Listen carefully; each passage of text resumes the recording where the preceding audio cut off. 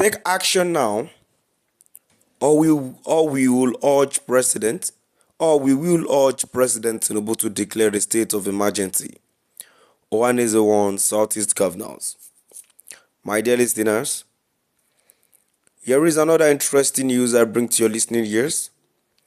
As the Ohanaeze Ebola stood up again to send a strong warning to the presidency to the governors of the Southeast to take a heed action, or else they will ask the president to declare the state of emergency. My dear listeners, moving on to the full details, and before I go on, I said something about it yesterday. I said sitting down and sending a letter, making warning would not do it all. Take action at times. You see, as it is now in the country, things are not meant to be forcefully made. I think making action would solve it all. So let's not waste too much of our time. Let's move to the full details to see what the warning entails. The Apex Igbo Socio-Cultural Organization Ohanaeze Igbo has issued a stern warning stating that it may be forced to appeal to President Bola Ahmed Tinubu for the declaration of a state of emergency in the southern state if the ongoing insecurity is not addressed promptly. The group expressed dissatisfaction with the silence of political leaders, particularly the governors in the region, in the face of escalating killings and widespread insecurity.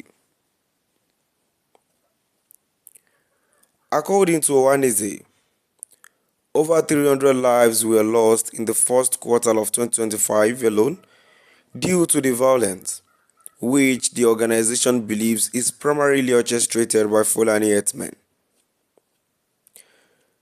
The group decried the apparent inaction of the Southeast governors, describing their silence as a tacit acceptance of the violence and the collapse of governance in the region.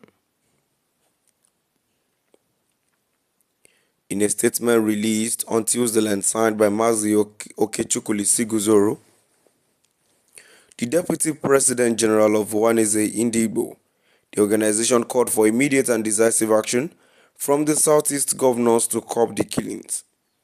It noted that the failure to address the worsening security situation would leave them with no option but to request intervention from the federal government. The statement emphasized that if the governor do not act within a 30-day ultimatum, Ohanaeze Igbo would seek the invocation of Section 305 of the Nigerian Constitution, which allows for the declaration of a state of emergency.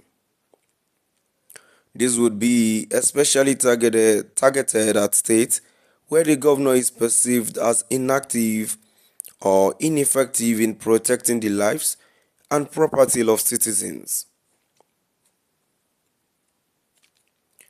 The organization pointed to specific regions suffering from the attacks, including Awa-Muful and Okigwe in Enugu, Edimo State, Ngala in Ebonyi State, Uturul in Abia State, and Umunze in Anambra State.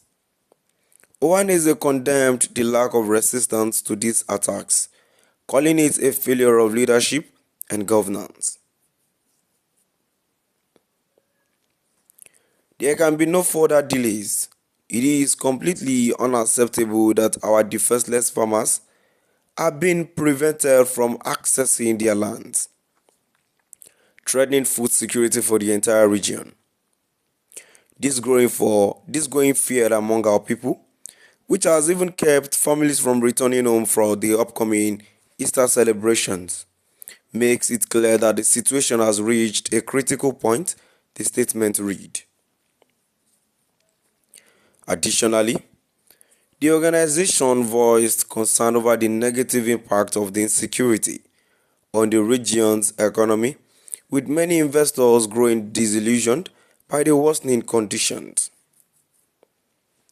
Ohanaeze stressed that the Southeast is rapidly losing its status as a viable economic destination and warned that the continued passivity of political leaders could further damage the region's prospect. The group's message to the governors was clear: expel the so-called killer herdsmen from the region within the next 30 days or face the consequences.